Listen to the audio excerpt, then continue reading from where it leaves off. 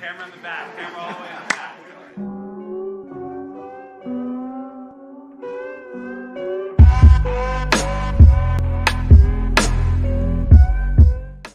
Hey, we back at it again. You know what time it is. Big fight tonight. You see the title. Gervonta Tank Davis versus Hector Luis Garcia. Tonight on pay-per-view, Showtime, 9 p.m. Eastern Standard Time. Before I get into it, like, subscribe, and without further ado, let's go ahead and talk about the matchup, give my predictions, the good, the bad, the ugly, and get into it.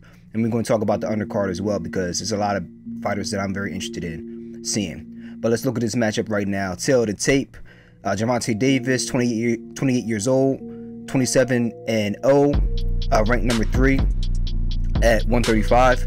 He has the WBA regular belt. He's a southpaw, 5'5.5", 67.5-inch reach, going against Hector Luis Garcia from the DR, ranked, I guess, 5 right now in the 135 division. Now that he's moved up, who the hell knows? 16-0, 31 years old, southpaw, 5'9", 67-inch reach, and he is a champion at 130. Just won the belt in his last bout after the big upset over Chris Colbert. He actually beat Roger Gutierrez in August 20 of last year to get that belt. So, you know, hey, this is a very intriguing matchup. People want to look at this as an interim fight, which it is, in preparation for the fight with Ryan Garcia. However, Hector Luis Garcia is no walkover, and I think this is actually a very intriguing fight, and I'm going to get into the reasons right now. So let's go ahead and look at the last 6 fights each fighter's had. So you look at Gervonta Davis and his last 6 fights. The earliest one, Ricardo Nunez, back in 2019. Then he beat, in my opinion, a faded Yuriorkis Gamboa in December of the same year. Then Leo Santa Cruz the following year on Halloween by knockout. Mario Barrios, when he went up in weight to 140 to fight Mario Barrios and beat him by stoppage in the 11th round. And then Isaac Cruz, Pitbull Cruz in 2021, later that year, in a very tough fight, and I think he actually broke his hand in that fight, and he was able to finish that out. So, you know, that was a fight that I think was the one that really molded him the most, in my opinion. I think that one really pushed him to fix some of the flaws he has in his game. And then most recently, the knockout stoppage win over Rolando Romero on May 28th of last year.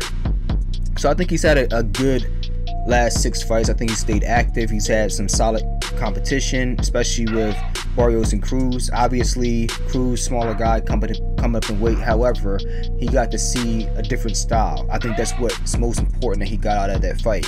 A guy that's going to be in your face. I know he doesn't have a lot of lateral movement, but he's constantly active, constantly throwing punches, and you have to be able to weather the storm. And he was able to do that, and then set him up, set traps, get the knockout. Boom. Then he moves up in weight against a solid guy in Mario Barrios. Nothing crazy. Again, a guy that's straight up and down, no special effects, but you're talking about a bigger guy at a higher weight class that you haven't fought at. Tank is a pretty stocky, short dude. However, it's different once you actually get up in weight and fight those guys. And he was able to get the stoppage later in the fight. And this is a tale as old as time with him. He's not necessarily going to win a lot of rounds, but he will take you into deep waters, and he always has that one punch, hit a quitter power in both hands. All he has to do is connect with you one time and it's problems. Isaac Cruz, he was one of those rugged dogs that I think even without the broken hand, hell, he broke his hand because Isaac is a tough dude. Tried to land a shot on Isaac Cruz, broke his hand. Isaac, he a dog, right? So he needed that, right? And then Rolly Romero, very talented young guy, but he's raw, man. He's raw. Runs into shots. And if you guys seen the footage that was leaked of Ryan Garcia versus Rolly Romero from a couple years ago, you could see Rolly Romero run into some of the same shots that he was running into against Tank. So, you know, either way, Tank has had definitely a good run of opponents, and this is no different in preparation for Ryan Garcia. Then you look at Hector Luis Garcia. I look at his last 6 fights. I don't know who Anvar Unisov is. I don't know who Marco Acevedo is. I think I've seen his name once or twice. Can't remember. No contest in that fight. He didn't win that one.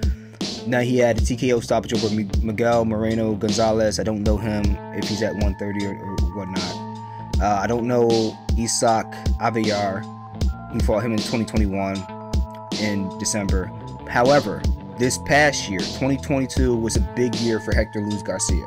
One of the great underdog stories of the year, because he had to fight Chris Colbert on short notice. Chris Colbert's opponent, if I'm not mistaken, did he catch CVID? Let's see. Yep.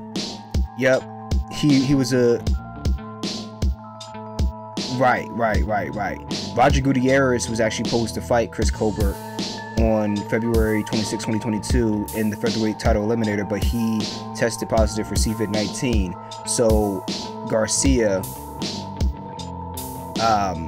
ended up subbing in for him, and not only did he win the fight, he dominated and knocked down Colbert in the 7th round. And if you go and look at that video, he caught him with a straight left that just sent this man flying. He really didn't have an answer for him all fight, and I think Chris Colbert, as well as the rest of the boxing world, was kind of shocked that he lost, that he didn't really know what to do against him. And then later in the year, your boy gets to fight Gutierrez, and then he wins the 130 belt, the WBA belt. So hey, you have to look at Garcia. He came up and got it from the mud, man. He got it from the mud, dude. Champion at 130, and they call him the android. So let's go ahead and look at the stats for each of these guys and see what they bring to the table. So first and foremost, let's go ahead and look at speed. You look at Tank Davis, pretty solid speed, good jab, especially being 5'5", with a solid reach. He's able to jump in and out of range pretty well. And I'd have to get the speed to Tank Davis. Hector Garcia, solid speed, but he's more of a volume puncher, a guy who's going to walk you down, wear you out.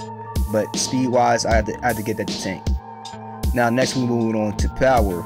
And this is where I think it would be easy to say that Tank Davis clearly has more power. And I would agree. However, I think that Garcia's power is probably going to be overrated by a lot of people coming into this fight. And the question is going to be, is he going to be able to come up to 135 and be able to hang with Tank from a physicality standpoint? Yeah, you're physical at 130 and you're taller than Tank, but you're going to have to come up and fight a guy in Tank who obviously he walks around at 140. He's been more disciplined in making weight, but Tank's a pretty stocky guy. Are you going to be able to weather that physicality if the fight goes to the later rounds? So that's the big question. I will give power to Tank. The knockout power is there. However, I think Tank is also smart enough to know that Hector has respectable power and he can't walk into a shot being lazy. I think Tank knows that. Next, we move on to footwork. And this one I would have to give to Hector Garcia. I think that he doesn't do anything great, in my opinion, from the footage I've seen, but I think he does a lot of things very, very well at a high level. And that's why he was able to surprise a lot of people, including Colbert. And I think that he does very well with the footwork, cutting off the ring, changing angles, and just keeping his feet active. Tank Davis, solid footwork, but definitely leaves something to be desired, in my opinion. I look at him as more of a high-level athlete who is a very good boxer in terms of footwork, but he leaves himself in position to get countered a lot, which is going to bring me into the next point, and that would be defense. Defense, this is a tough one in this fight for me. I'm going to give defense to Hector Garcia. However, I think both of them get hit way more than they need to, which is what makes this fight intriguing. So, and I think that's part of the reason why Tank Davis chose this fight, because he got hit a lot in the training footage, sparring footage that was released from the Haney camp. Now, I know it was just one round that they released, or maybe two, but the point is, you see that footage and you just see him taking unnecessary shots. Like, I know you're trying to get a guy good work as he's getting through training camp and training for this fight, but, well, whoever Haney was fighting at the time, but he's still taking shots. It's unnecessary. Same thing with Tank. You see him just taking, he eats too many shots. Even though he knocked out Leo Santa Cruz, he took so many shots in that fight, and he has to clean that crap up, because it's not going to fly against Devin Haney or Lomachenko or Shakur Stevenson. It's going to be a short night for Tank or Hector if he moves up to 135. Either one of these guys. The defense leaves something to be desired. Solid, it'll get you by, but not great. But I give the defense nod to Hector. Now moving on to ring IQ. This is where it's very close, but I'll give the nod to Tank, because I think he has more experience at this level. Because you can look at Hector Luis Garcia, and I think part of the reason why he surprised a lot of people is because he has that amateur pedigree. He has a lot of fights. He had a lot of fights as an amateur. He fought in the Olympics in 2016. He's seen a lot of different styles. He's probably seen more southpaws as a southpaw himself, which I doubt Tank has seen more southpaws than Garcia has. So though I think he has more experience, I don't think he has the experience at the professional level that Tank has against some dogs, right? Against the Isaac Cruzes of the world, the Mario Barrioses of the world, even a faded Gamboa. Yes, his reflexes are shot. He's not moving as fast, but he's a southpaw, and he's giving you, I think Gamboa is a southpaw, I can't remember. Either way, he's giving you Gamboa, a very, very, very, very accomplished fighter and accomplished amateur. Very accomplished amateur.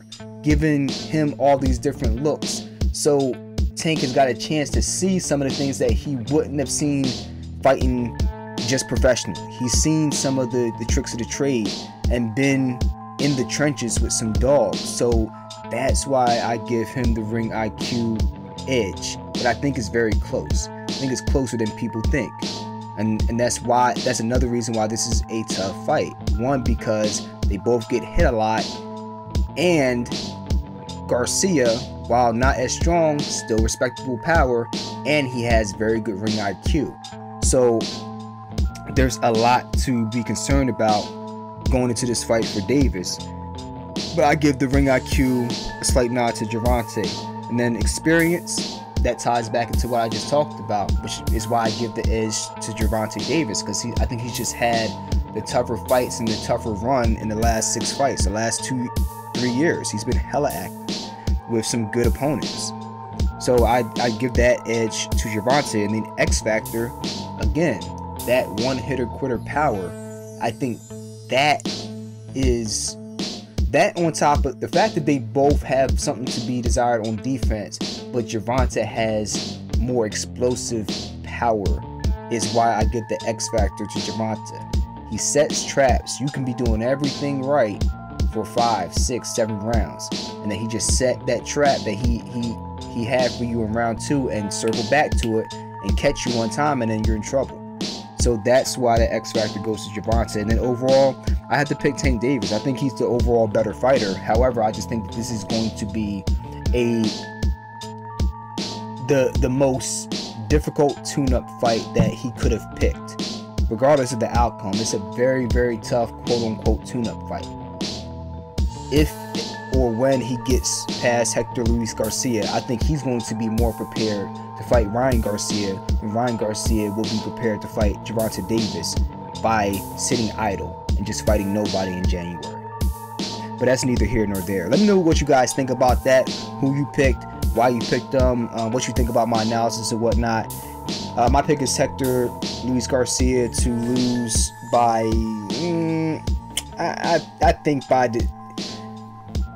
I think by stoppage in the 8th round, something like that. Yeah, that's my bold prediction. But that's it for this one. Let me know what you guys think. Like, subscribe, comment, and I'll be with y'all on the next one. Deuces.